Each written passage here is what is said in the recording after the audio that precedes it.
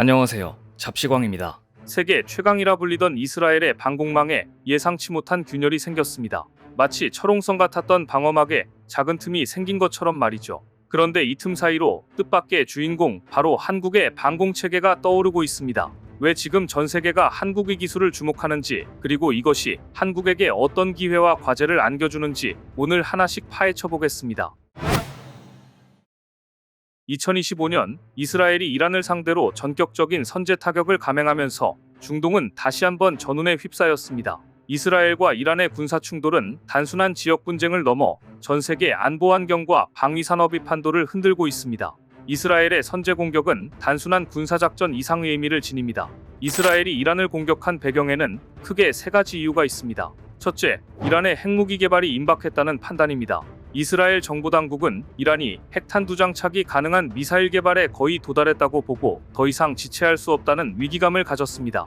둘째, 미국과 이란의 핵협상이 본격적으로 재개되기 직전이라는 점이 작용했습니다. 이스라엘은 미국이 이란과의 협상에서 자신들의 안보 우려가 충분히 반영되지 않을 수 있다는 불안감을 갖고 있었습니다. 선제 공격을 통해 협상 테이블의 판을 흔들고 이란의 협상력을 약화시키려는 전략적 계산이 깔려 있었습니다.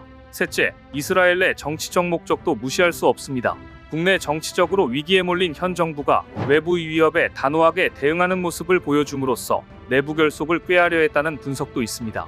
이스라엘군은 일어나는 사자라는 작전명 아래 이란 핵시설과 군사기지, 미사일 기지 등 전략적 목표를 정밀 타격했습니다. 이 과정에서 첨단 스텔스 전투기와 장거리 미사일이 투입되었고 이란 방공망을 무력화하는 전자전도 동원됐습니다. 하지만 이스라엘의 공격 직후 이란은 즉각적인 보복을 선언하며 중동 전역이 일촉즉발의 위기 상황으로 치달았습니다. 이란 혁명수비대는 이스라엘의 모든 군사기지와 주요 도시가 타격 대상임을 분명히 했고 실제로 대규모 미사일과 드론 공격이 이어졌습니다. 이스라엘의 선제 공격에 대한 이란의 보복은 신속하고 대규모로 이루어졌습니다. 이란은 혁명수비대 소속 미사일 부대를 동원해 수십 발의 탄도미사일과 수백 대의 드론을 이스라엘 주요 군사, 산업시설, 심지어 텔아비브 등 도심으로 발사했습니다. 특히 이번에 이란이 꺼내든 하즈카셈 미사일은 전문가들을 깜짝 놀라게 했습니다. 마하 10이라는 속도는 서울에서 부산까지 2분도 채 걸리지 않는 엄청난 속도인데요. 여기에 기존 방공망의 허점을 파고들거나 교란하는 기술까지 더해졌다고 합니다. 마치 자물쇠를 피해가는 만능 열쇠처럼 말이죠. 실제로 이스라엘 방공망이 대부분의 미사일과 드론을 요격했지만 일부 미사일은 방공망을 뚫고 도심에 낙하해 피해를 발생시켰습니다. 이로 인해 이스라엘의 첨단 방공체계도 100% 완벽하지 않다는 점이 드러났고 미사일 위협이 얼마나 현실적인지 전 세계에 각인시켰습니다. 이스라엘은 세계에서 가장 촘촘한 다층 방공체계를 갖춘 나라 중 하나입니다. 대표적으로 에로우3, 다비드 슬링, 아이언돔, 최근에는 레이저 기반의 아이언빔까지 다양한 요격 시스템을 운용하고 있습니다. 에로우3는 고고도에서 탄도미사일을 요격하고 다비드 슬링은 중고도 미사일을, 아이언돔은 저고도에서 로켓, 박격포탄, 드론 등을 요격합니다. 또 아이언빔은 레이저로 근거리 위협을 제거하는 신개념 무기입니다. 이스라엘의 방공망은 마치 여러 겹의 그물과 같습니다. 높은 하늘은 큰 그물, 중간은 중간 그물, 낮은 곳은 촘촘한 그물로 막는 식이죠. 이론적으로는 빈틈이 없어 보였습니다. 하지만 이번에 이란이 신형 미사일과 수백 대의 드론을 마치 폭포수처럼 쏟아부으면서 이 그물 사이를 비집고 들어오거나 너무 많은 물고기가 한꺼번에 몰려와 그물이 잠시 찢어진 것처럼 일부가 뚫렸다는 겁니다.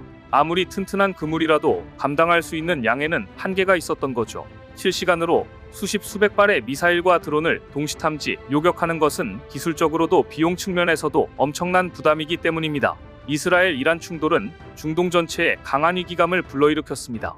이라크, 사우디아라비아, 아랍에미리트 등 주변국들은 자국의 방공체계 강화에 박차를 가하고 있습니다. 특히 이란제 미사일과 드론 위협이 현실화되면서 기존 미국, 이스라엘제 방공체계만으로는 한계가 있다는 인식이 확산되고 있습니다. 이들 국가는 방공망의 다층화, 신형 요격체계 도입, 통합 방공지휘체계 구축 등 다양한 방안을 모색하고 있습니다. 하지만 미국, 이스라엘 제무기의 높은 가격, 도입 과정의 정치적 제약, 그리고 실전에서 드러난 한계로 인해 새로운 대안을 찾는 움직임이 뚜렷해지고 있습니다. 이런 흐름 속에서 한국 방공체계가 전 세계적으로 주목을 받고 있습니다. 한국의 대표적인 방공무기 체계로는 천궁2, LSAM, 그리고 LAMD가 있습니다. 천궁2는 중거리 중고도에서 미사일을 요격하는 체계로 가격 대비 성능이 뛰어나고 이미 아랍에미리트, 사우디, 이라크 등 중동 3국에 대규모로 수출된 바 있습니다. LSAM은 고고도에서 탄도미사일을 직접 요격할 수 있는 첨단 시스템입니다. 세계적으로도 미국, 이스라엘, 러시아 등 소수국가만이 보유한 기술로 한국은 이 분야에서 독자적 경쟁력을 확보했습니다. 앞으로 LSAM2 개발을 통해 성층권까지 방어 범위를 넓힐 계획입니다. LAMD는 저고도에서 드론, 장사정포 등 다양한 위협에 대응하는 한국형 아이언돔으로 실전 배치를 준비 중입니다. 한국 방공체계의 가장 큰 강점은 실전 위협, 특히 북한의 미사일과 장사정포, 그리고 최근 급증하는 드론 위협에 대응하며 발전해왔다는 점입니다. 한국을 위협하는 주변국들에 대응하기 위해 자연스럽게 가장 실전적인 기술이 발전해온 거죠. 북한은 최근 극초음속 미사일, 저각, 고속, 회피기동 미사일 등 다양한 신형 무기를 실전 배치하고 있습니다. 이에 맞서 한국은 다층 방어망을 구축하고 탐지, 추적, 요격의 전 과정을 자동화, 지능화하는 기술을 발전시켜 왔습니다. 한국 방공체계는 성능은 명품인데 가격은 합리적인 이른바 가성비 끝판왕으로 불리고 있습니다. 게다가 시스템 전체를 패키지로 제공하니 마치 스마트폰을 사면 충전기, 이어폰까지 한 번에 주는 것처럼 도입하는 나라 입장에서는 따로따로 구매해서 맞춰야 하는 번거로움이 줄어드는 거죠. 기술력은 최고 수준인데 가격 부담은 적고 사후 관리까지 편하니 인기가 없을 수가 없습니다. 실제로 천궁2는 중동에서 이미 실전 배치되어 그 성능을 입증받았고 LSAM 역시 해외 도입 협상이 활발히 진행 중입니다. 특히 한국 방공체계는 포대, 레이더, 사격 통제소, 요격 미사일 등 전체 시스템을 패키지로 제공할 수 있어 도입국 입장에서는 통합 운용이 용이하다는 장점이 있습니다. 또한 가격 경쟁력도 뛰어나고 도입 후 유지 보수와 업그레이드가 원활해 실질적 가성비가 높다는 평가를 받고 있습니다. 한국 방공체계는 이미 실전에서 검증된 신뢰성을 바탕으로 K방공이라는 브랜드로 자리매김하고 있습니다.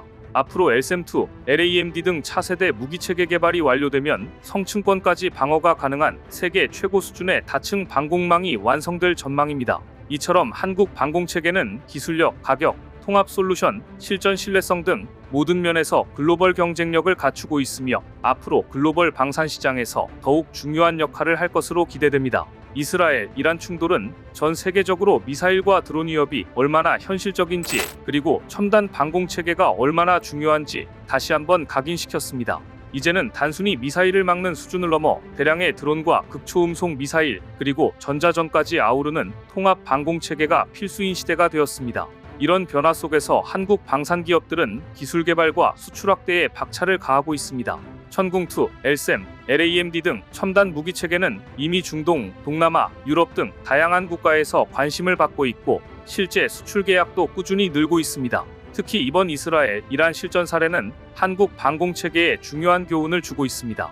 방공망의 다층화, 신형 위협에 대한 신속한 대응, 그리고 실시간 통합 지휘체계의 중요성이 강조되고 있으며 이는 한국 방산기업의 연구개발 방향과도 일치합니다. 이스라엘, 이란 충돌은 단순한 지역 분쟁이 아니라 전 세계 안보 지형을 바꾸는 중요한 사건입니다. 이 과정에서 드러난 방공체계의 한계와 교훈은 앞으로 각국이 어떤 무기체계를 선택하고 어떻게 안보를 강화할지에 큰 영향을 미칠 것입니다. 한국 방공체계는 이미 세계 시장에서 그 기술력과 신뢰성을 인정받고 있으며 앞으로 LSAM2, LAMD 등 차세대 무기체계가 본격적으로 전력화되면 K방공 브랜드는 글로벌 안보의 새로운 기준이 될 것입니다. 이번 이스라엘, 이란 충돌은 전쟁의 새로운 교과서가 되었습니다. 그리고 이 교과서에서 한국의 방공체계는 주요 참고서로 떠오르고 있죠. K방공 브랜드가 앞으로 세계 안보의 새로운 기준을 제시하며 글로벌 방패로서 어떤 역할을 하게 될지 계속해서 주목해 주시기 바랍니다. 오늘 준비한 소식은 여기까지입니다. 댓글을 통한 여러분들의 많은 의견 기다리겠습니다. 시청해주셔서 감사합니다.